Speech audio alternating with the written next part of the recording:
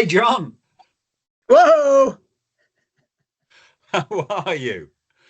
So it's cold. It turned November here, and suddenly it's cold. It's like in Oklahoma they turn a page and the temperature has to drop 10 degrees Celsius. Like what's going on here? But we still have green leaves on the trees. We still have.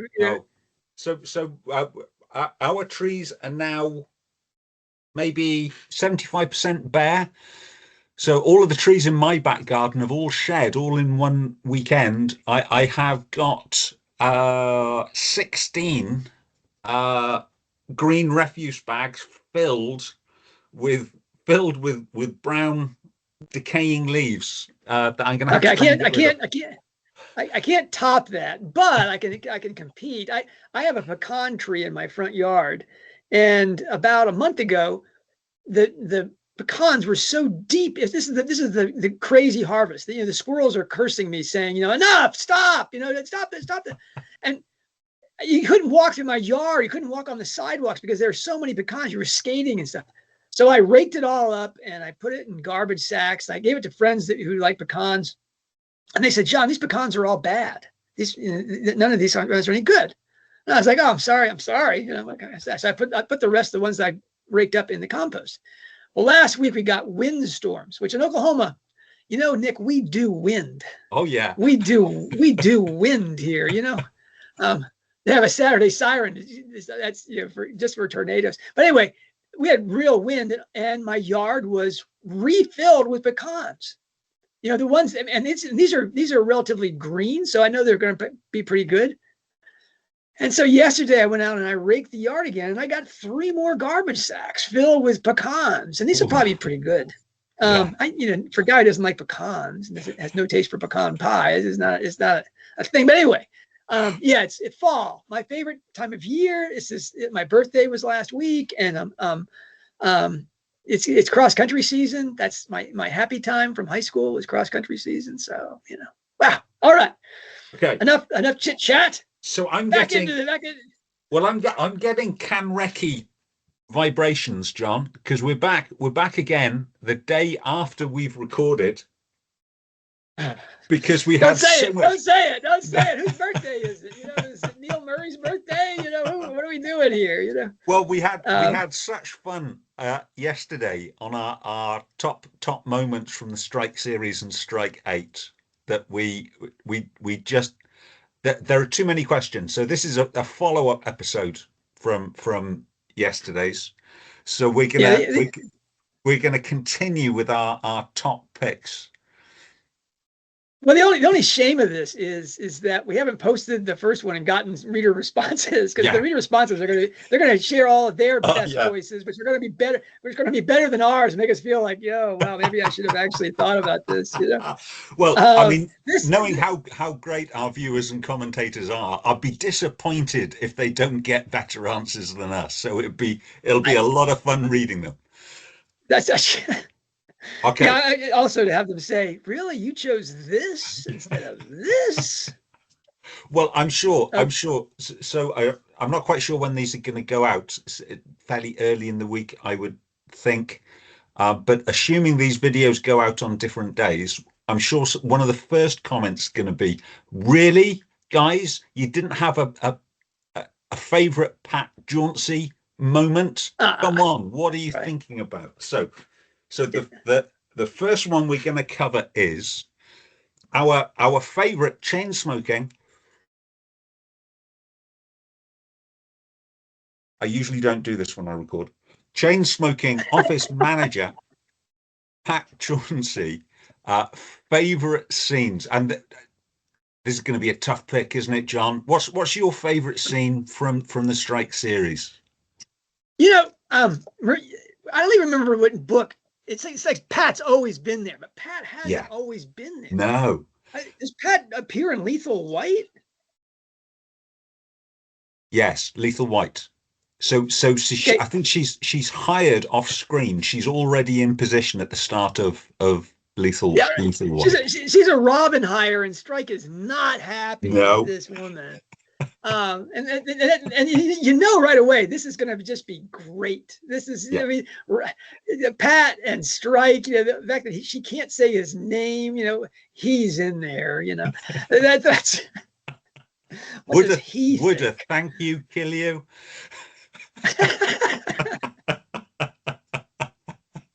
Well, I think my favorite Pat Chauncey moment, I think it's in Troubled Blood, because it's when he gets sick around Christmas time. Yeah. And that's when, of course, Janice Beatty, you know, he has the chocolates from Janice Beatty in his thing. So I think it's Troubled Blood that he's on death's door. He's in absolute misery. He's by himself. Of course, there's Charlotte stuff in the backdrop, and Robin's off at Masham, and he can't go to see Aunt Joan and Uncle Ted because he's sick as a dog. He doesn't want to, you know, kill his aunt. Not a COVID concern, but she's obviously immunocompromised or whatever. And Pat brings up food for him, and he's astonished. He really assumed that the feeling was mutual, that he despised her and she despised him, and there couldn't be any kindness or respect or shows of appreciation and affection. And Pat blows all that off them. It puts undeniably saves his life. You know, there's no way he was going to be able to even get down the stairs to get carry out or something. I mean, and that's, my heart just glows every time I read Troubled Blood a lot. You know, I must have read that, I don't know, 15, 20 times. Yeah. Because it was in my PhD thesis. But that part always, I just thought, Pat Chauncey, you know. And what's your favorite scene? Oh, great moment. And I know I'm probably going to get comments because there are so many great scenes. There's the bombing scene. How can I not choose the bombing scene? I mean, she saves Strike's life essentially by recognizing that letter bomb. But I'm going to choose what I think is just a marvelously comic moment from Running Grave. Running Grave is where we first see the Pat's wider life. Spouse. We meet her husband, but it's when she volunteers to get baby clothes for the rescued child. In the office, she gets one of her daughters to deliver some baby clothes that's no longer needed, and she leaves the office to meet her daughter on the corner of the street. Why? Because she signed a non-disclosure agreement. So she's treating working for Strike as sort of like working for the CIA or the British Secret Service. She doesn't tell her family what her job is, who her employer is, even where she works, which I just think is so charmingly enthusiastic. I guess. I mean, we saw Robin do the same thing when she first came to the office, right? I mean, that NDA was like, "Oh, look at me! I'm on the team. You know, this is a great thing." Now that's that. Yeah, okay, I get that. There are other things. There's scenes where, I think it's in Troubled Blood too, where she's dancing in the office to like 80s or 60s, 70s tunes. You know. Yeah. And that gives the clue to where, you know, Diamond is hiding. Yeah. I mean, those are great scenes, and then just the asides, you know, the dropping things. All right, Pat Chauncey. How about the Hallmarked Man? So there's not, and it's one of the real, I guess, minor frustrations. There's not a lot of Pat in Hallmarked Man. Yeah, Pat gives great value. We don't get much value. We don't get much great. No, we don't. But of course, we get the goldfish. So we get this, and again, just another beautiful, gentle dig at Strike. The misshapen, fancy goldfish, the Oriana blue, that manages to find himself upside down in the tank half the time. She names Strike. There's the pretty goldfish called Robin, and then there's the third wheel. The variously named John goldfish, John. So it's Elton, and what was the other name? Travolta. Yes, Travolta. Yeah, I'm not taking that as a shot. I'm not sorry, the dead goldfish. Whatever. I'm with one of our more astute Hog Pro All Pros said that this is her assignation for Murphy. Yeah. And that Murphy is he's gonna be taken out of the tank eventually. She gives him the pop star name. Yeah. A faddish thing that will just fade into the background. I guess I love the goldfish. I've written about it. Oops, that's going to be one I have to put down below all the stuff we've written about goldfish and talked about the goldfish. That's a big deal. I mean, fish is a go-to image in Rowling's work for Christ. After that Caravaggio painting that she loves so much, we certainly saw that in Running Grave with the fish pendant that Mama Mazu had on, and here I think we've seen it in these fish. Yeah. This Eros, Anteros being the love of Christ, and then of course there's the peas, the mashed peas thing that is about the bond that Strike has with Robin that go all the way back to that engagement ring pea, when she has her first fight with Matt about Strike. Yeah. And we see a lot of frozen peas in this thing that are really about that bond. A Hogwarts Professor weblog commenter pointed out that Strike apparently is a type of English pea. I didn't know that. I didn't know that. Okay. All right. Anyway, so yeah, the only other, my favorite Pat scene in Hallmarked Man is because there's never really nothing else left, Nick. No. After the fish is her role in the final chapter. Yeah. Strike has finally, only one book overdue. Strike has just revealed his hand to Robin in desperation, really, as he realizes she's about to go off, and he knows that Murphy is going to propose. He has the ring, and he has to reveal his hand and say, or regret it the rest of his life. And so, to his credit, all the time we've had him talking about going out on the trapeze, about to swing on the trapeze. That's like he is on the top of that stairwell. Yeah. And to his credit, he jumps. He jumps. Was it perfect? No, it wasn't perfect. But it was honest. It was brutal. Even invite her into a hug. Maybe that was really his big mistake. But and he's rebuffed. At least temporarily. She says that she's not going to have any relationship with him until at least she breaks it off with her beau. She's not going to be like Matt was to her. No. Which people took that people really took that as, I have to be faithful to Ryan. I think that is Ryan's on his way out. But again, that's all going to come down to the crone. The Jungian crone coming in and laying out how Robin should lead her life. I think Robin's going to have some real guidance in the next book. But Strike has to climb back up to Cupid's lair there at the top of the stairs. And he actually thought of suicide at one point during Hallmarked Man. He had a momentary thought of suicide crossing the street when the whole Bijou thing was blowing up. And I was thinking, man, it would be a credible suicide if he just said, "I'm done." None of this has any value to me if this woman walks out. And there at the top of the stairs is Pat Chauncey, and she's real. She doesn't offer him condolences. She doesn't offer him even sympathy, really. No. She just says, "Well, that was, a dog's mess. Whatever. You expect her to take that? Are you out of your?" Betty says, "You're out of your mind." But then she comforts him just by being with him and being real. Yeah. That's what he needed more than anything else.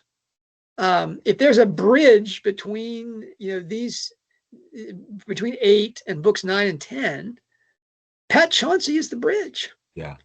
Of course, it's, it highlights one of the stupid things of the books. If you're thinking about the books as realistic, and whether it's I really hate that metric for judging a book's value as to whether it seems realistic to you or not, but especially in books that have so much allegorical content. But I don't like to use realism as a metric for this book's value. It's got so much allegorical and anagogical content. But in terms of realism, if Strike wanted to engage with Robin, as in make an engagement, break up her relationship with Ryan, one phone call to Ilsa, and that's covered. Yeah. Totally done. Or he mentions it to Pat and says, Pat, I love this woman. What should I do? And whether she gave him good or bad advice, Pat would be engaged, and the story would take an entirely different turn. Almost certainly she would drop the things to Robin to say, you really need to talk to this guy. I think he's in love with you, and you need to, you plumb this thing out. He doesn't talk to Ilsa or to Pat. And so that's it goes back to what Peters Grove said about Goblet of Fire. All that Faux Moody has to do in Goblet of Fire is invite Harry in for tea and make his cup into a port key, and bang, we're done. End of story. It's over. Oh well. Pat Chauncey is a neglected character, but is solid gold, and she's really neglected inside this book. Other than the really fun lines that she has about what we're going to put into the fish tank. I'm going to put a cat in it. We don't really get enough Pat Chauncey in this book, which was a disappointment. All right, on to the next. What's our next category here? Okay, so next we have so we've gone from many comic scenes, I think, to a serious. So the one scene that you remember most often, or that changed your life. Wow. So what do you think, John, for the whole series? It's a lot of words. I mean, this one, yeah, and this one, it's almost like the opening your heart moment. Yeah. We had this one in the previous show. I'm going to go for the scene that most upset me. Oh, there's two of them. I'm going to go with two, Nick. Forget. I'm going to give yours. How about that? Now I'm going to give you a favorite one. There's two. One is the running grave box scene on Chapman Farm, where Robin is punished by being put into a very small box and locked in overnight. Is it overnighters or for a full day? It's she has trouble working out timings, but I think it's overnight. Obviously, it feels like long. You sort of have the feeling like, well, for Robin especially, who's already PTSD. Yeah. This is being forced to be with yourself in your grave. I mean, it is the grave of running grave. It is where she is buried alive. And she comes out of that, absolutely transformed. She's totally broken. The box does exactly what it's supposed to do. It shatters her psychologically. And yet, she has an epiphany, especially consequent to seeing the boy who's a prisoner, the handicapped child that is been cared for by its mother in an attic. She has an epiphany that Strike is there. She has a bond with Strike there. That in a way, her soul's dissolution, all of her ego identity and ideas of herself have been broken, and she has her relationship with Strike. She has her Anteros core, and that to me was the moment. That shattering experience was not as shattering to me, obviously, but as a reader experiencing it imaginatively, that I thought was Rowling's most powerful thing. All the stuff that Robin has dealt with before, people knifing her, people trying to rape her in a car, people raping her, period. Yeah. All of those things were horrible, but they were things that she could fight back against. But now she's in a box and all she has is herself, and she, implodes. That was the psychological crisis to me of the entire series. It didn't change my life, but if someone says to me, what is the depth of the Cormoran Strike series? Boy, that was it. That was Robin becoming her chrysalis as a person was inside that box. Top that, Nick.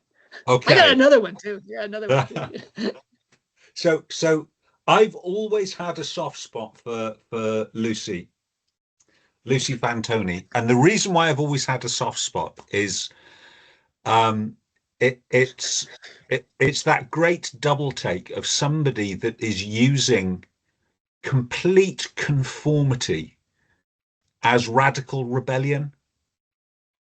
So she has this suburban house with the picket fence and the neatly mowed lawn. She's perfectly normal. Thank you very much. Thank you. And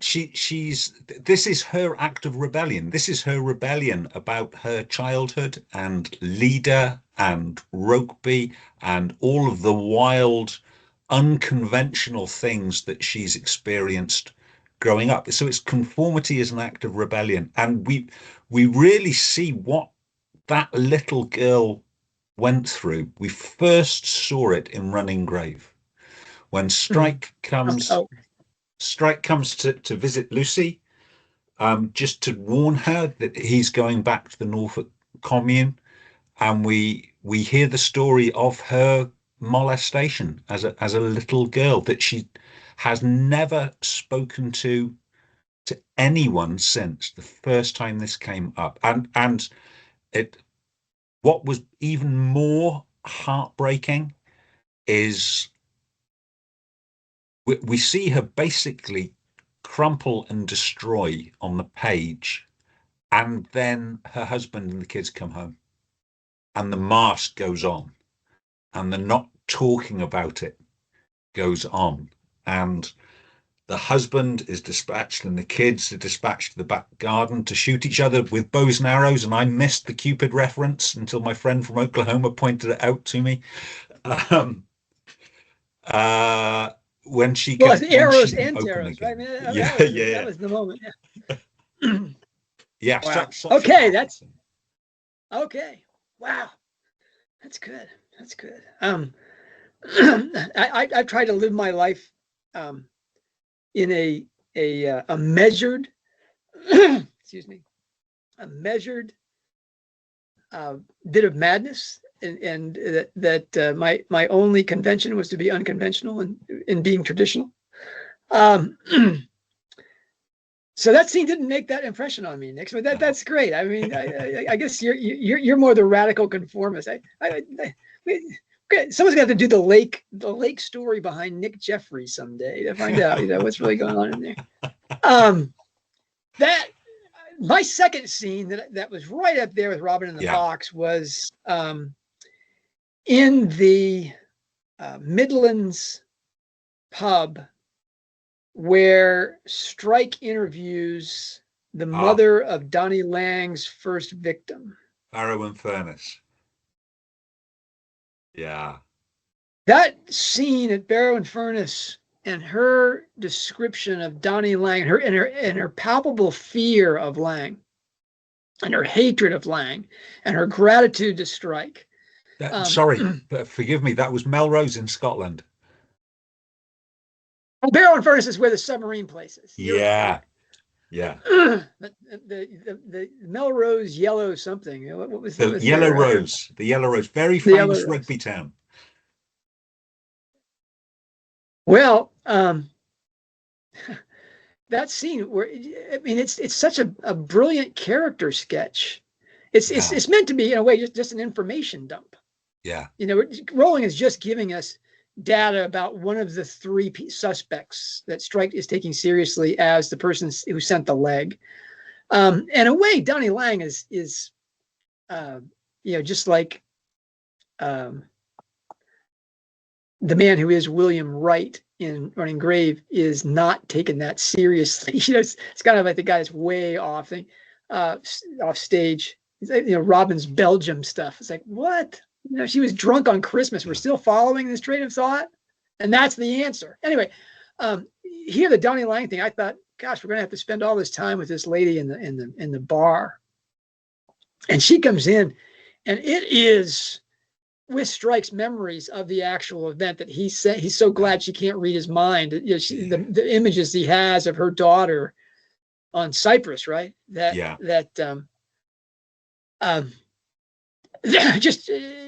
It's one of the best passages in the series in terms of Rowling's dumping all the information that we need about Donnie Lang. We get all that. And we get it in such a powerful way, though.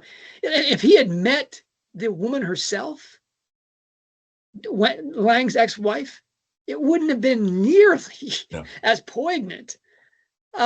Instead, it was this woman who had all her regrets about not stopping the marriage. Oh gosh.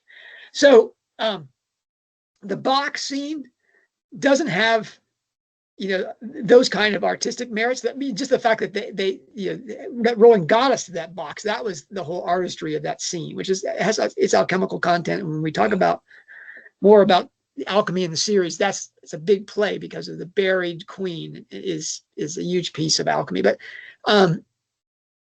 this scene where the woman comes out of nowhere and tells all these stories, we should have known right then that Lang was the bad guy.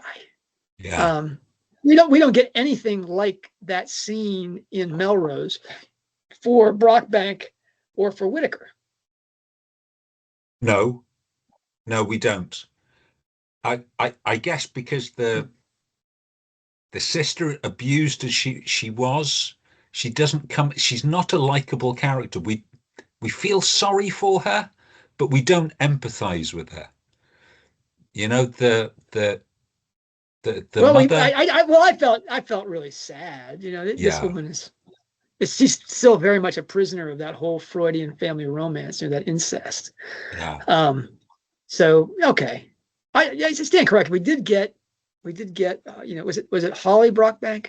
Yes, Holly and Noel, the Christmas twins. Painful. Okay, but Whittaker. Tell me, with Whittaker, we get that girl. We get the young girl. All right. So maybe I'll have to withdraw that. We don't get this for the other characters. We got some pretty sympathetic characters, but still, the Melrose scene to me was a haunting piece, and really to me almost. Well, there wasn't much to celebrate in Career of Evil. That was a scene to celebrate. That was a rolling vignette. That was powerful. All right. What's your most powerful scene in Hallmarked Man? What's going to be the thing that haunts you, Nick, from Hallmarked Man? Okay, so for me, it was Ryan's breakdown. Okay, Ryan F. Murphy, we don't like him, but he has he's an alcoholic. Alcoholism is a sickness. Addiction is a sickness. That unmans you, unpersons you if you're a woman, but it really destroys what it is to be human. And we know he's lying. She knows he's lying. He knows he's lying. And when he's confronted with it, he weeps. He just breaks down, completely unmanned on the page. And I have an addiction. I'm an addict. It's thank God I'm not addicted to alcohol. I'm not addicted to gambling. But this is not an uncommon problem in modern society. And I think the way Rowling wrote that, Yeah, I did. I really felt for Ryan. Don't trust him an inch. I think he cast a pitiful character, but I don't think by any means he's given up drinking. I don't think that's even occurred to him. I think that's the way the sickness makes you react. But that was really powerful for me. Well, there's no arguing that it was really powerful for you, Nick. Yeah. um, so no pushback there. I spent yesterday in Tecumseh, Oklahoma, which is a story I'll have to explain some other time. And on the way back, I said to my wife, "How about we stop and have dinner at the casino?" This casino is all over Oklahoma because of the Native American tribes here and their ability to open casinos. The biggest one near Oklahoma is the Grand Casino. And so we'd never been to a casino in Oklahoma. We went there, and it was early Saturday afternoon, 2 or 3 o'clock in the afternoon, and it's a casino. It has like 7 restaurants in it, and it's got a hotel that's you could put, most small cities in Oklahoma inside the hotel, but Nick, people my age, obese as a rule. They looked like they were all retired, basically. The crowd you'd expect in a casino on a Saturday afternoon early, around lunchtime, because they want to get out of the house and because they want to, have an inexpensive meal. The restaurants there are always cheap to get you to go to the tables, and they were sitting in front of the screens. And my wife and I just walked around thinking, wow, just grateful to God that we didn't have this addiction. It wasn't any great moral strength on our part. We just didn't have any No, temptation to put our money in machines. no. And But I these people think all look like I think human zombies. I've been lucky again, but by Providence, in that I've never won anything in on a game of chance ever. So I entered the national lottery for a year, and it's statistically very unlikely that you don't pick up even a minor prize if you play it every week for a year. Never won a thing. Um, C.S. Lewis talked about how it was easy for him to be forgiving about alcoholism, gambling, these kind of really mental illnesses that have physical correspondence. Yeah. But I mean, he said it was easy for him to not be judgmental about that because he didn't like children. And he said he realized this was a failing in him. Everybody around him loved being around young children. And, Lewis was a man of conversation. He couldn't really talk to these kids. And so it was like, I don't like being with children. And he recognized that as a thing. And apparently he got over it with his wife's children. She had, it was her second marriage. But yeah, that's the way I feel about that. I mean, I like children, so I don't have that. But I have never won, and I can't drink. I'm too small to drink. If any alcohol beside a beer, get the bucket, Nick. You'll be carrying me around in a bucket. I'm totally going. So I've been saved those things. But man, anyway, so I get it. Powerful scene with Murphy. But that scene didn't affect me at all because I didn't like Murphy already. I was just kind of like, well, what aren't you really telling her? I felt he was already holding stuff back. I didn't get into the sympathy for him in that scene. I didn't fall into the Robin trap. I mean, you talked yesterday about where Rowling can say, "Look over here, Nick." Yeah. I think you got caught in the "look over here, Nick." Have sympathy for Ryan. I was already in full resistance to that. Now maybe I'm being caught into the Ryan F. Murphy trap. Look over here, Ryan's a bad guy. Ryan's a bad guy.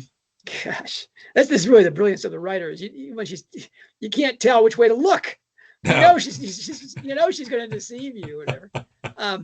Now I'm with most people. I think the only scene I'll take away from the only thing I take away from this book as it is, rather than what it's going to show me in the next 2 books, is the finale. Yeah. It's the scene that we went through that whole book to get there. It was the drop-off point at the end of Running Grave, and then we had to go all the way through Hallmarked Man to get to the scene that should have been the scene at the end of Running Grave. And it was meaningful. It was set up. It was the point of the book was both of them being so confused and so incapable of communicating, and finally they were forced into the communication. Where Robin is embarrassed that Strike knows that Murphy's going to propose, that this kind of secret is known to everybody, and that Robin only knows about it because she found the thing. That was well done. It's well done. But to me, that being the best scene in the book, compared to the box in Running Grave, or Donnie Lang's mother-in-law in Career of Evil, or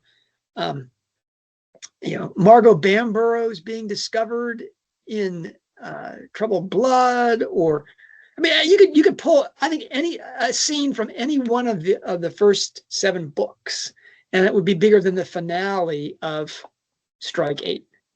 And that's a bust, because the delivery of that peak thing is really is why people are coming back to these novels. If this book didn't have one, you better hope they're on the train to get you to 9 and 10, because 8 is kind of a fail in terms of that kind of engagement.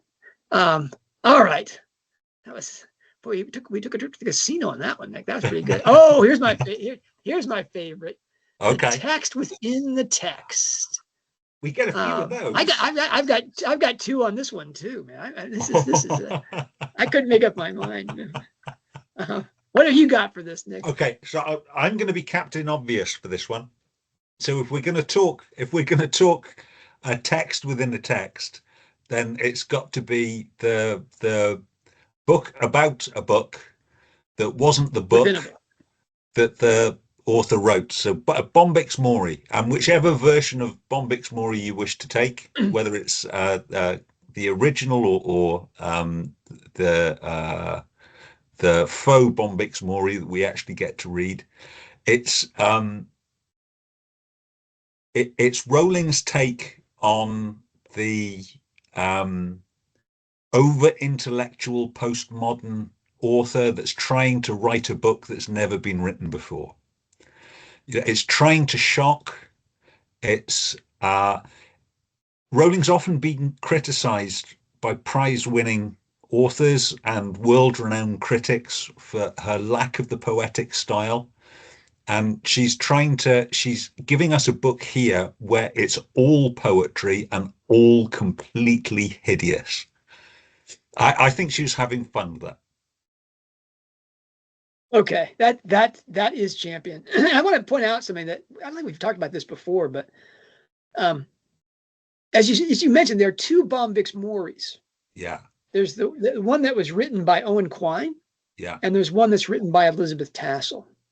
And there's an overlap that we know had to have been a full overlap. We don't know whether the allegorical stuff, the Pilgrim's Progress stuff, we don't know if that's exactly what was in the original, or even remotely like it was in that might have been entirely Elizabeth Tassel's invention. We know there's a character list using normal names rather than these allegorical names. But we do know that there's one scene in Elizabeth Tassel's book that is also in Owen Quine's original. The murder scene. Yeah, the murder scene. Do we know there's no way that Quine agrees to being tied up and pictured, except he knows that's a climactic scene in his book. That's true, but we don't know. In fact, it's probably more likely than not that in the original book, that isn't an evisceration or a murder scene, or a scene where the author comes to physical harm. Okay, maybe, but it doesn't make much sense in terms of the table, the table setting we assume was there when he goes in there. And I think that Quine's image about the light inside of him as the author, that the silkworm is going to excrete, is going to, be boiled alive for, is what is dragged out of him.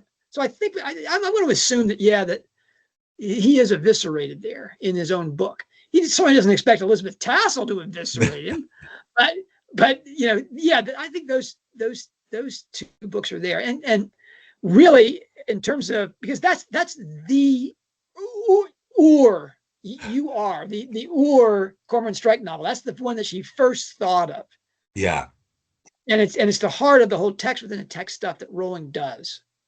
Really, we should do it. I mean, in terms of that being a golden thread. Did we talk about that during the Conrecki? I mean, that is one of her signature golden threads, is the text within the text. Yeah. I got two texts within the text. One is from the Silkworm, which, as you said, really is the pinnacle. The title of the book is the title of the book is the title of the book. It's one of those. Mise en Abîme is about, the mirrored thing going all the way through it, and that's really what you get with Silkworm. That's great. But inside that text, we get that Catherine Kent blog post about what it means to write, about narrative and plot, and about, Suzette and Fabula and the whole formalist idea of story, which is essential to understand what a mystery is.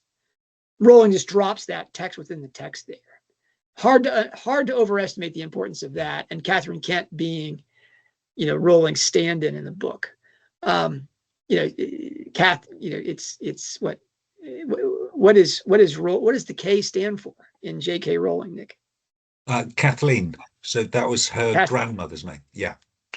So close to Catherine. Yeah. I thought Catherine. It's a Japanese Catherine.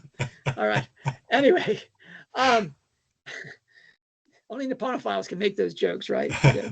Anyway, so the best text within a text by far, I think even greater than Bombyx Mori, because we don't see that much of Bombyx Mori. I mean, we get told stories, we all get little shots of it.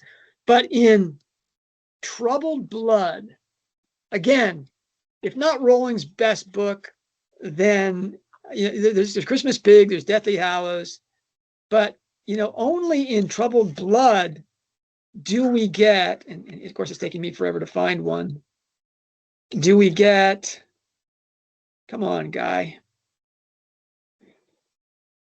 Nick, this is so embarrassing. There we go. Only in Troubled Blood do we get the illustrated text. Talbot's true book, is the text inside the text, which drives the text. They're trying to figure out what these occult symbol sets mean. And Nick, they never figure it out. No. They go through all the lettering and the imagery and this and that, but it's left to the reader, the discerning reader, to figure out that there is a 3-card tarot card spread embedded in each one of those pictures. I mean, this is embedded artistry, a text within a text that is not to be believed. I mean, I started it. I haven't even finished. I've started, but I haven't finished. Going back and doing Talbot's true book justice in terms of interpreting that book.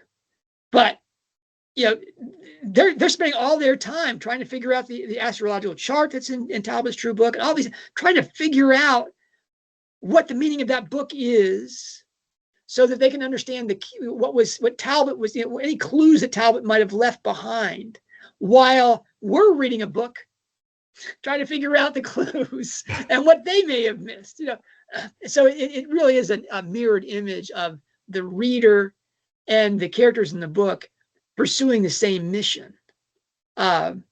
It's such a critical part of Troubled Blood. I mean, Strike mentions it in his final confrontation with Janice Beatty, that he thought Talbot was onto her. So this is, I mean, seriously, that's a text within a text. And I think, what have you got? I think anyone who's still skeptical that J.K. Rowling really is writing chiastic chapters within chiastic parts of a book, within a chiastic novel that sits within a chiastic series that parallels a in previous parallel with the rest. with the previous series that she's written. Anyone that doubts that this is possible for a human being to do, then, well, take a look at what she's done with the True Book. This is the way Rowling works. This is the way her head works. This is just like breathing for her. What she does. Yeah. This is the way Rowling rolls is this kind of artistry. That's why we're here. I mean, seriously, if this, we're not doing this for the guy who wrote the Da Vinci Code. We're not doing this for him. Anyway, Dan Brown. Dan Brown. Yeah, we're not doing this for him. What do we got for text within a text in Hallmarked Man? So we were cast iron promised on Twitter, and as you know, John, a Twitter promise is legally enforceable. Yes. So we were promised it was going to be made of the Silver Sea. So we were given this text nice and early. It was really in parallel with us finding out the name of the novel, Hallmarked Man. Rowling's on strike. We get made of the Silver Sea. We know it's going to be used in the epigraphs. This is our text within a text. So did you read it? Absolutely. No, I don't know. I don't know what publishing sales are like for this forgotten Victorian novel that nobody's read in the last 100 years, probably. But an awful lot of the fandom got Made of the Silver Sea, and it was used for a lot of the epigraphs, used for the part epigraphs. It's a really nice novel. It's a really good story. I'm interested in reading maybe some of his other novels. It has a wonderful surprise ending that resonates with Strike fans, I think. And certainly the epigraphs were appropriate. Mining for silver as a parallel to investigation. Is it a text within a text? Not really. I don't think. I think she fell in love with the book. I think she fell in love with Sark. Certainly, it encapsulates Sark. If you've never been to Sark, if you don't understand the society of Sark, that's a great introduction. If for nothing else, to get you to understand what Sark is before Strike and Robin go there within the book. But is it a text within a text? Well, John, no, not really. What have you got? First, I want to say that if I hadn't already talked about Strike and Robin in Sark, I would have said that was the most moving scene in the book. Yeah. They're on the island and Strike's been hit in the face with a spade. He's disfigured and she's paralyzed because she's going to share the whole experience about the ectopic pregnancy. And okay, that was a wow. But Made of the Silver Sea is used in some of the chapters, relatively few, and most of them are used for the parts, and they're only references to mining, which is a backdrop to Made of the Silver Sea. It's not a major piece of it. So that was like, oh wow, we got played. Those of us who read the book, I know one serious striker read everything by Oxenham. That's ouch. And you compare that with not only Bombyx Mori and the True Book, which are embedded text inside the thing, but then there's things like the Jacobean revenge drama Type, and the Ian Rankin type novel in Career of Evil, and then Rosmere's Home in Lethal White, and then the king of them all, of course, is Fairy Queen in Troubled Blood. I mean, not only you get Talbot's True Book, but you get a double dose of from Fairy Queen in that you get Robin and Strike as Red Cross Knight and Una, as well as them being the male and female knight figures from Artegal, and that's artistry. And then you get then Ink Black Heart even has all that heart imagery from Venetian women poets. And in this book, you got a choice. After you've been suckered, look over here, Nick, by Maid of the Silver Sea. You get maybe Rowling's production company is going to make a movie out of Maid of the Silver Sea. It's going to bring some production values to Sark. But anyway, you get most of the epigraphs that are substantial, that really give you good value, as Ron would say, are from male poets, male Victorian poets, especially Robert Browning. Yeah. I mean, that stuff is really rich, and I'm still thinking that what is it, the ring in the book, is going to be I'm looking down on my floor here because I got my copy of it down on the floor there. That's going to be, we're going to find out that that's sort of the text within the text, and it hasn't been done yet. Who hasn't done that work yet, Nick? I haven't done that work yet. And where is the literary illusions lady? Why isn't she doing the Browning research? This is her bailiwick, right? All right, but that work can be done. But the only text we get inside the text that I think is really meaningful is the monstrous, encyclopedic morals and dogma of the ancient and accepted Scottish rite of Freemasonry. I don't know if my lights are too bright on the thing for you to see that, but this is Albert Pike's book. And I'm telling you, folks, this is not big type. This is really a long, and it talks about every one of the 33 rites in Scottish Freemasonry, and their what it means really to go through these rites. This is quite the text, and they refer to it repeatedly,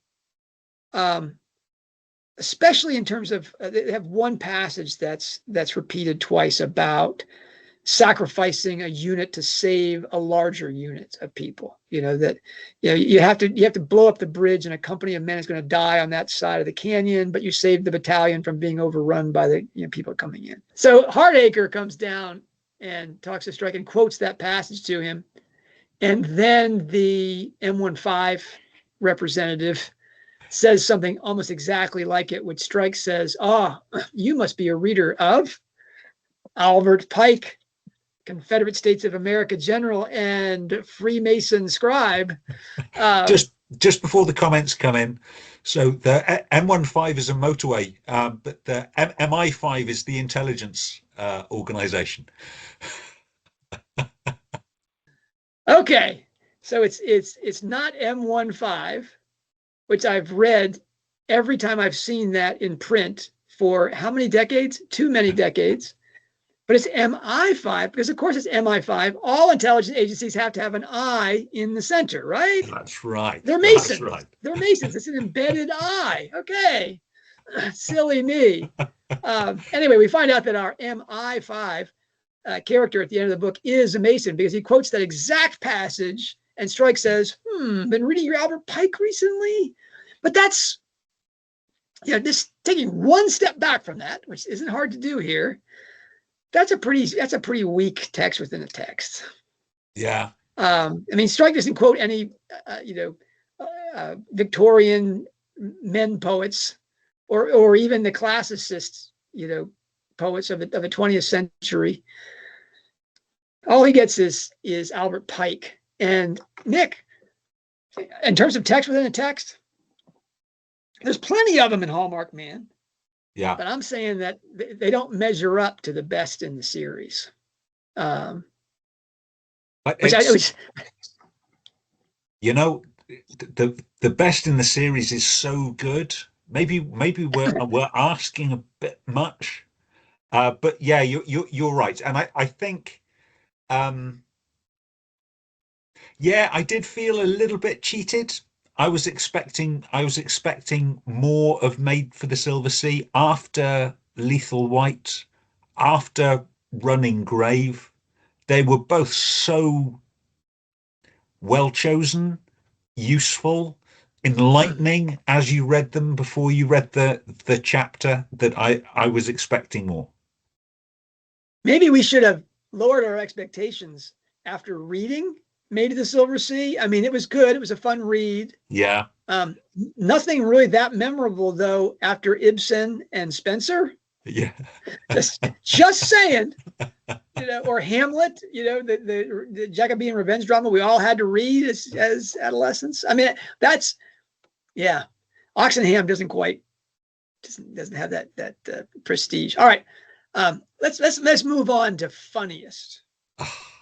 Well, what do you think is the funniest scene in the 7 books, man? So Rowling is known for her humor. If you read the very early reviews of Philosopher's Stone when it first came out, she was compared to Roald Dahl, largely because of the humor that she injects into the books.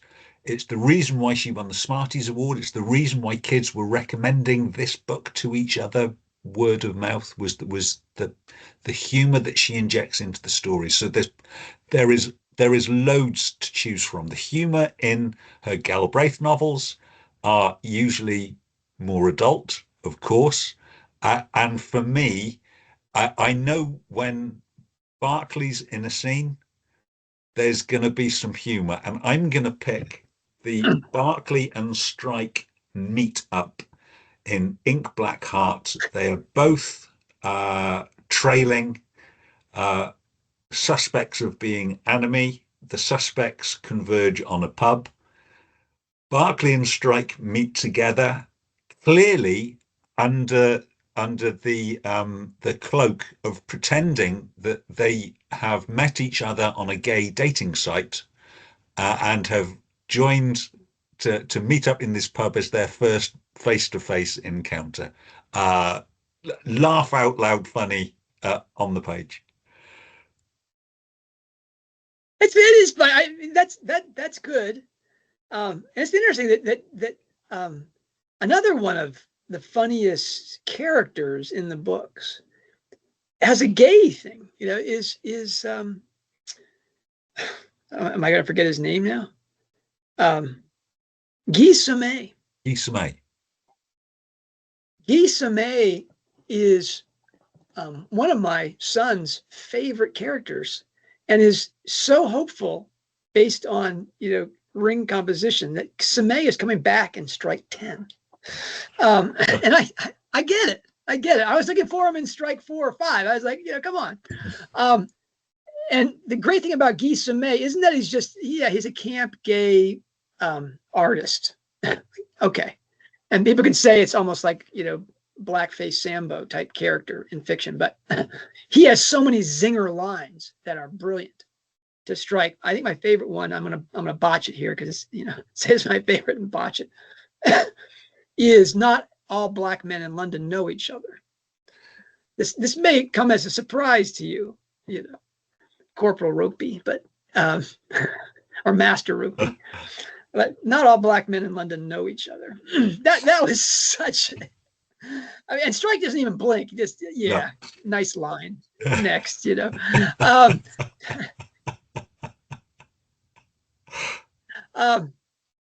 anyway, it's interesting. It's just I also have a Barclay scene as my favorite, and it has an edge to it though. It's the scene in Lethal White when they go to dig up what they think may be a child who's been buried on the property, the chiseled property. And Strike and Robin are in the car. Barclay drives up. They've all got they're carrying all these things, and we have Strike doing his "I'm a manly man even though I only have 1.5 legs," which is, forgive me, it's meant to win your sympathy. It's the cat in the tree of all screenplays and stuff, but it's also funny. This guy just can't admit that he's lost half a leg.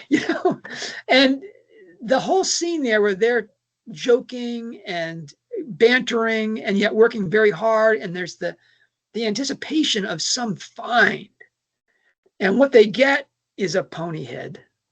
That was, now maybe that was horrific to some people, but to me, compared to finding the remnants of a child, that was almost almost a laugh until you cry moment, because it was such a relief. Particularly because you see the blanket, don't you? And the child is described as wrapped in this blanket, and they find the blanket, and yeah. And then of course the dogs start coming, and they have the scenes with the dogs and everything. I mean, this was gold in terms of the trio. That to me was the troll moment from Philosopher's Stone, where you can't go through something like that and not wind up being friends. That was when Barkley was really pulled into the team. That was they're never going to fire Barkley after the pony head exhumation scene. Anyway, so those are some funny scenes, and yeah, we're going to get killed in the comments. People are like, you think that was really funny? Okay. What's your funniest scene in Strike 8? Well, there were a few. So Strike's reflections of struggling on Sark and imagining Murphy leaping fences like a gazelle were quite funny. But I'm still drawn to Barkley and the prawn. So Barkley's kryptonite, this tough Scottish ex-soldier, brings his own knuckle dusters to go up to Ironbridge, is laid low by the humble prawn. Well, and Mia, you've already talked about this one too, which I think is talking about how thin Strike 8 is, that we're talking about these scenes. We have to talk about the same scenes. For me, it's Branford's at dinner with Kim Cochran. When Strike turns the tables on them, and Robin saying at the end of it, "You'll have to forgive me for really enjoying that." That to see Branford, who always plays this patrician fop, all of a sudden realize that Strike has him by the short hairs and is ready to expose him for what he really is. And pay for your own effing dinner, whatever. That departure, and then of course Kim Cochran realizing that she's been filmed. That Branford's been filming her sexuality in that apartment. That shouldn't be that funny, but it's funny. No, it shouldn't be, and it is. There's a guilty tinge to it, because yes, Kim has been vile through the book, and she is being vile right up until that dinner. And you do get Schadenfreude, and then you stop and you think, no, this woman has been subjected to the most vile voyeurism, the threat of that now being public, but yeah, I don't think you'd be human if there wasn't a little bit of, now Kim, you've got yours. And a throwback to, what is it, the end of Goblet of Fire, where the Weasley twins torture the Slytherins and do a combination of hexes and charms and leave them with their skin all broken out and stuff them into luggage overheads. I mean, horrible things that they do, and the reader, at least on the first time, goes, "Oh yeah, they deserve it, those bad guys." But one step back, and you're like, "Oh come on, man, those guys have got parents. This is nuts. If they did that to you, we'd feel terrible. Here, when Kim Cochran, you described her as vile, and that gives you a little bit of a passage to laugh out loud when she's violated. Just a little play on the word there. Yeah. But that violation ultimately is like, oh. Now Strike didn't do it to her. He just revealed to her that Branford had done it to her.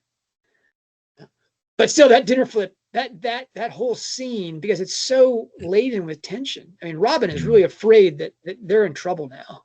Yeah. That thing, when they go in there, and instead Strike just masterfully, he finds out, the name of the man whose marriage Cochran blew up when she was a cop. I mean, man, that all was great. That was great. Okay. So of all that scene was so good for me. Yeah. That was like, this is like the only one I thought, well, that actually rates with the best in the series. But other than that, there wasn't much to laugh at in this book. No. Okay. So how about the big moments then? How about the moment where you drop your book? The surprising scenes, the thing that stops you in your tracks. Well, for me in the series, I've already talked about Robin in the box as being the most important scene. And after that, it's Robin escaping. Yeah, which I think is just the next chapter. And she knows that Strike is there, and she's got like this homing signal. And there's the chase scene. It's just the chase scene. I guess I'm more a movie guy than I think I am, Nick, because there has to be a chase scene in the book, right? And she's chased off the property, and it's a near thing. And Strike rescues her. We talked about that. You think that was your favorite rescue moment? Yeah. Or her taking care of that moment. That scene, especially being consequent to Robin's finding the child in the attic. Yeah. And her decision right then that this is when I leave. I know Strike is out there.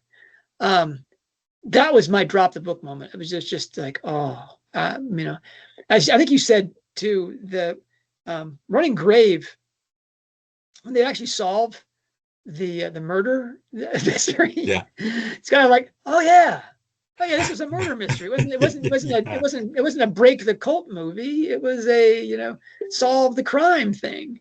That was my favorite thing there. Oops. My battery is about to die. There we go. Plug that back in. Anyway, what have you got for your drop the book moment, Nick? So I was very tempted by that escape from Chapman Farm.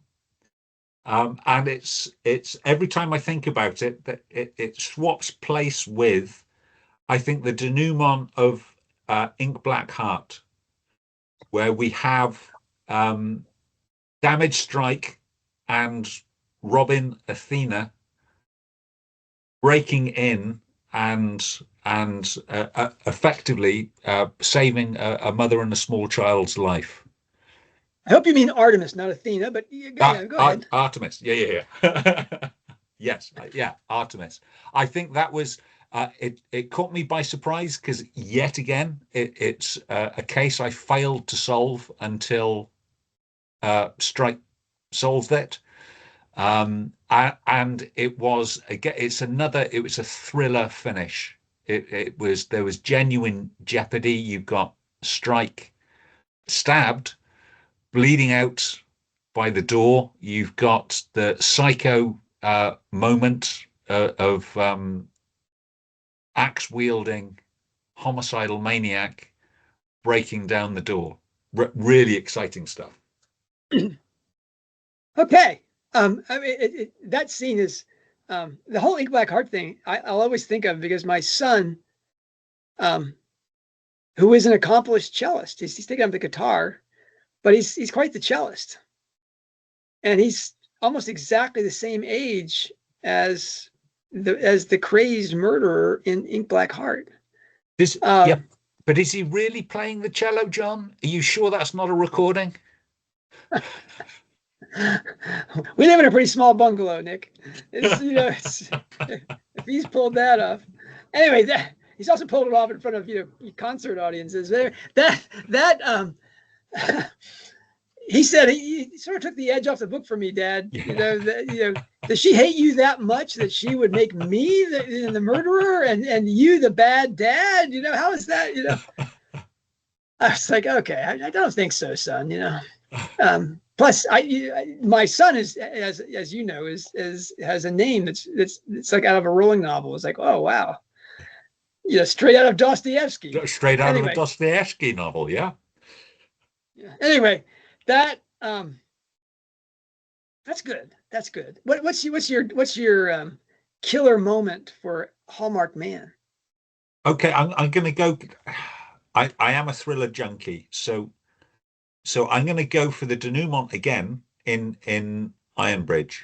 So the mob-handed gang warfare that Strike leads up in Ironbridge, completely illegal, unethical, mob-handed violence. If it wasn't for Wardle, there could well have been a murder up there. So it's very exciting stuff. Troubling, because Robin is usually Strike's conscience, but I still want to see the Strike who threatens to do awful things, but he does things by the book to get justice. He doesn't really deliver punishment. He was the Punisher up in Ironbridge, but exciting nonetheless. I guess. First I want to say that I had no drop the book moment in Hallmarked Man. I just didn't. I mean, there's exciting scenes. Right? If I was doing about exciting scenes, then it would be again the chase scene where the dogs are chasing Strike. That on Valentine's Day, and he's getting a snoot full of pepper spray. I mean, that's also kind of funny, but there was nothing drop the book about it other than that was when Robin says, oh, okay. Maybe it's the scene where he tells her, but just before that about the whole Bijou thing, and he's not the father of Bijou's child. What a relief that is. We think for the moment. That's right. That's look over here, Nick. Look. But it's fine, look. Baby. But it's fine, look. Bijou says the test says it's not Hugh. It's fine. That's right. I don't have any evidence of this, but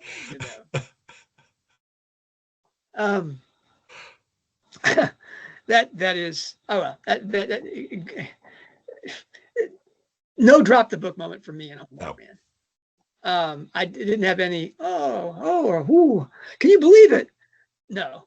A lot of page turning things because there are a lot of pages, but no real thing there. And that's we said that the Lord Branford scene, Brandfoot, is it Brandfoot or Brandford? I don't even remember their names. That Brandfoot. I think it's Brandfoot. Okay, I'm saying Brandford. Shame on me. MI5, M15. Brandford. People don't pay me for that kind of insight, Nick. I don't get all this. I'm like Rowling. I don't have any control of details here. Outside of the Brandford scene being really funny, I think it may have only been really, really funny because there weren't that many other funny scenes inside the book. So we were like, oh, we finally get to laugh at somebody, right?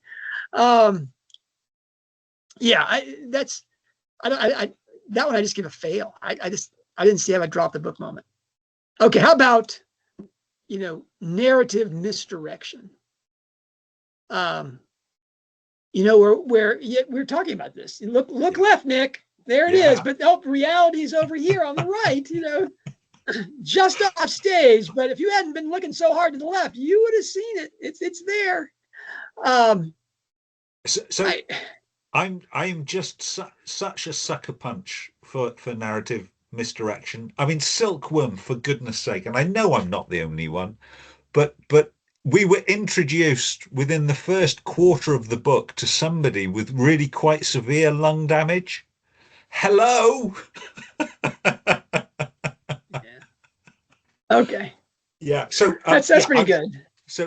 well, everything misdirects me, but there is only one book that managed to make me forget that I was reading a detective whodunit murder mystery, and that was Running Grave. You know, it turned in such to a thriller, an adventure novel, so completely that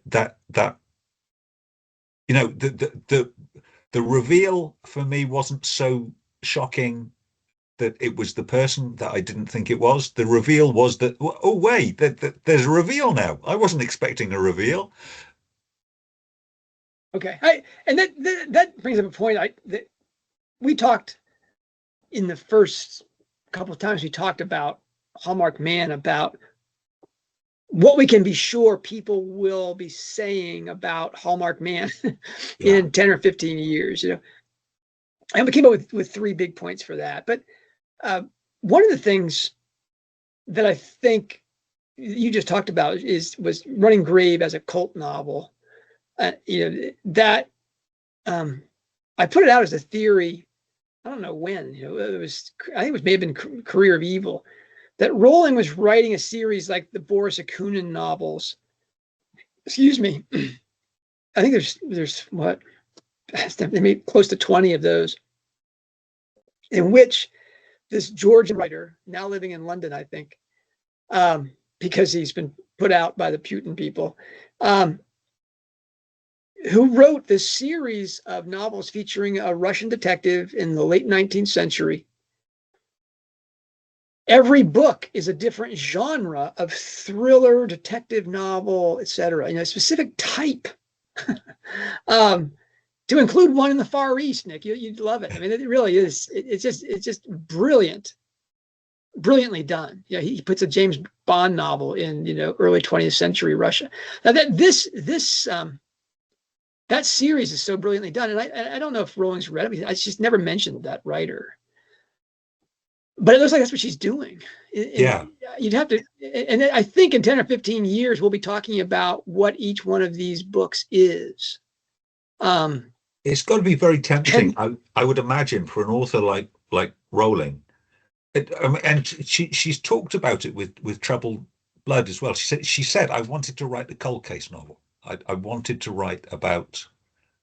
You said Troubled Blood, you meant Running Grave, yeah. Uh, The yeah, cult novel. no, the cold case novel.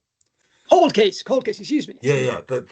She wanted to write a cold case novel. So I think I'm sure that's true. I'm sure she has a list of goals that she wants to write. I'm sure that when she wrote Silkworm, before, when the plot was still at the very most amorphous genesis, she said, I want to write about my industry. I want to write about the writing industry and agents and publishers and awful novelists. Yeah. Basically I want, yeah. That's and that's, as we said, that's the origin out of which all the rest of it Yeah. grows. It's really not book one, because she has quite, we don't know quite yet what the 10-book series structure is going to be, but No. we know there is one. Yeah. That yeah, and Troubled Blood, starting off with a reference to where Agatha Christie lived, and it being a poisoner novel. Yes. That she wanted to write an Agatha Christie poison novel, and we got Troubled Blood, which Yeah. is the best Agatha Christie novel ever written. Yeah. That like, and Career of Evil being an Ian Rankin novel, it really is. It's a Rebus novel. Yeah. That's so you can go through it and see what she's doing there, and it's brilliant. I'm not sure what Hallmarked Man qualifies as. It's one of these, maybe that's one of its failings, is that you don't sense that that she's playing that same game. I mean, It's not a James. She's called it. She wanted to write a locked room mystery. Oh, that's right. Well, Okay. I And hope that's also why it would be a fail, wouldn't it? I still hope she does want to write a locked room mystery. That's And vicious. I Okay. can, I can suggest to her a locked room. Actually, she's already introduced it to us in Running Grave, and that's Charlotte's bathroom was locked. That's so yes, I mean that's great. We're looking forward to that. Finally, her writing a successful locked room mystery. That's good. That's good. All right. So anyway, that for me, the narrative misdirection for the series, leading to Austrian and knee. There's a bunch of them, right? But Yeah. I think Strike 8. I think I may actually have to bump Strike 8 here. Okay. I think Strike 8. I think Strike 8 is a novel. Is the narrative misdirection for the big reveal we're going to get in Strikes 9 and 10. Yeah. That almost everything we get inside Hallmarked Man is either a marker or is a setup. I know I included in the notes to yesterday's conversation the post that was put on the end of your Charlotte was murdered post, where the man says, I went back and read Running Grave in light of Hallmarked Man, and I can see that Rowling is all she's doing is setting us up, because there's a big overlap between those two books, and Ryan Murphy is right at that intersection. Yeah. And that's what we're going to get.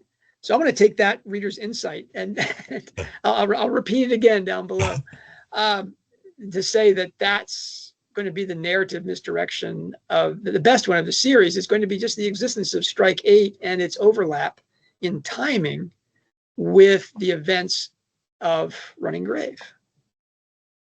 How's that for weird? That kind of works. blows up my thesis that Strike 8. Go ahead. What's yours? So for Strike 8, I guess the disappearance of Rupert. But I say I guess because Strike was very openly and deliberately misdirecting us, because he wasn't investigating the disappearance of Rupert. And not because the client told him that she didn't want him to investigate it, because we know he told Izzy Chisel, you don't get to dictate to me what I investigate. You give me the problem and I come up with the answers. But for purely selfish reasons. So for purely selfish reasons, he fails to investigate the disappearance of Rupert. Now, this is funny because Strike's only hope of winning Robin is Anteros. Yeah. And in this book, he puts on his Cupid costume. Yeah. It's just like okay, you really don't get it, which is great. This is great. Other than the whole book being narrative misdirection, for me, Strike 8, the best piece was Robin in Masham. And we're getting all these characters from previous books popping up. I mean, it's really fast. We're getting the whole Ellacott clan, but and the drama with Martin and his wife and stuff. That's all very exciting. But then who appears but Matt? And the pregnancy trap princess. I mean, this and their daughter, and she's pregnant, and they're gonna happy. We're totally consumed by that. Robin is drunk. Robin is pasted. And so she goes outside where what Matt is smoking or something, and she's surfing through her phone, hoping that Strike will text her or something. And she comes up with this bizarro connection with a murder case in Belgium. Well, Nick, I don't know about you, but I was like, wow, this is so stupid. We're going to spend time on this Belgium case. And it turns into like a volleyball game between her and Strike about whether this is going to be put on the board or not. He keeps taking it up. Yeah. And I'm thinking, this Belgium case, what a stupid thing. She was drunk. The words don't even sound remotely, like the name that this couple quoted in their flat, the council flat. I was really just totally dismissive of the Belgian murders, and that's the case. That's the whole heart of the story. That's Yolanda. I was seriously, Nick, totally captured me. I was blown away. Okay. You? Well, I mean, there's also there's the whole Muslim thing that goes on too. Yeah. We get the knifing on the bridge, and we get the whole story of Neil and his friend that was murdered by ISIS, which is Rowling finally allowing that Islam, or at least Islamicists, are a threat, are dangerous in some fashion. She introduces that to the story. I thought there was going to be more about that Muslim family with the daughter in the wheelchair. But that seemed to be her counterpose, so she wasn't accused of Islamophobia. It seems to be one of her overriding concerns, is not to be an Islamophobe. It's like the guy running for mayor in New York City saying, just how bad Muslims had it in New York after 9/11. I was just like, oh yeah, it must have been horrible for those poor Muslims in New York City. That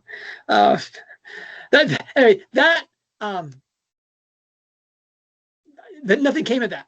Nothing came of that. Maybe we'll get some more of that in the next couple of books. How do we sum all this up then, Nick? Wow. What do we got? So,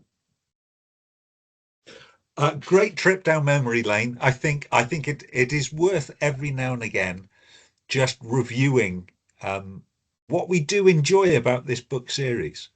I think looking through both of our answers for book 8. Now, when Rowling's at her best, I think if we had done this exercise certainly after Troubled Blood, probably after Running Grave, actually, the scores comparing the whole series to the latest book wouldn't be that wide apart. Actually, you love the latest book. I always do. Fan of the latest book. I always do. But looking through our answers here, there's just too many that we're saying, well, there's this, but it wasn't really a drop the book moment. And well, there's this, but it really wasn't that funny. There are brilliant moments. So we talk about the takedown of Bramford was masterfully done and just so enjoyable to read. There's the Lancaster, both senior and junior, the interviews with the Lancasters. They are both deliciously drawn, awful characters. I think we are going to see them again. Certainly Valentine Lancaster, right in the middle of that book, I think we're going to look back and call that a pivotal scene. Sasha too. Yeah, but I finished the book. I wasn't saying this is the best thing I've ever read. This is my new favorite, which is unusual for me. It's still a great book. It's a really enjoyable book. And I think a large part of the problem is we aren't really going to understand it until we get to 8, until we get to 9 and 10. At least that's what I hope. That's seriously what I hope. I'm going to be, usually I'm the contrarian guy in here, Nick, to say, Nick, let me give you the larger perspective, but here I'm going to say, yeah, I'm the guy who's never on board with the latest book being the greatest book, except for Troubled Blood. I thought that was the greatest book. But this book, as we've said really from the start, we can be pretty sure that it's going to be most notable for how it sets us up for 9 and 10. Yeah. That we get Sasha, we get Valentine, we get Dino, we get that family, that backdrop there for the Charlotte story. And we got Rokeby finally for the Lita Strike adventure. We've got the setup now so that Robin, who has been totally just exploded, I mean, just ridiculously exploded again and again and again, exploded. Now she's finally going to be put back together with this Jungian crone analyst. This is a transition book, a bridge book that has its own merits. Now, and I think the merits are going to be revealed mostly in the close reading for the structural analysis. We know that Rowling really invests herself inside the structures, and that the close reading necessary to get the structures is probably going to bring up a lot more of the allegorical and anagogical material. So I do want that's I'm working on that for the paid subscribers. I've given them a couple of long lectures about ring composition to get them set for this. Now the next video is going to be about how to read Hallmarked Man as a ring composition to see if it is one. Now, clearly, ring composition is one of those things is if you're not looking for it, you're probably not going to see it. And then when you see it, you can't unsee it. But let's see if it's there. It is possible that it's not there. I have looked at the first two parts and charted them, and it's there. So we're going to go through that and see if the intrinsic value of the book reveals itself more on that kind of slow mining, as Ruskin said you have to do before painting. If you do that slow mining in a book largely about metallurgy, that you should be able to see its merits that may have been lost on the first several reads. But right now, I think look at them all and then look at Hallmarked Man, you're going to say, not up to standard. But again, I'm going to put my little mark on that to say, I haven't done the charting. Let me go back and see that. I don't think I'm going to find a troubled blood underneath the rock, but I will look hard to see if it's there. Exciting stuff, John. We've got. I'm working on online course. I'm revitalizing Wizard Reading Formula. It's going to be offered on a different platform, and it'll be offered at a price. Certainly, those people that are paid subscribers here will get a huge discount on that. I'm also working on packaging up some work you and I have done and putting that with real transcripts up so people can access that material. And I'm thinking about doing a names post that we can talk about, where I want to take unfortunately, Hallmarked Man we had over 100 characters in this book, right? Wasn't that the number we came up with finally, like 115 or something? No, I'm not doing 115 characters, but I do want to talk about some of them. Most notably, and we've had this conversation in the threads down below a post, Betty. Isn't it Betty? Yeah. The name of the new dog, yes. Which I think was a Labrador Retriever, but that was your find, Nick. That was brilliant. That was a great one. All right. Thank you to our paid subscribers. Thank you to our free subscribers. Thanks to the audience. Thanks to all you that write in. And thank you most of all, Nick, for making all this possible. Thank you, John. And thank you, everyone. Please do comment down below. Let us know where we're wrong. Love to read what you think. We're not wrong. Take care, John. Bye, everyone.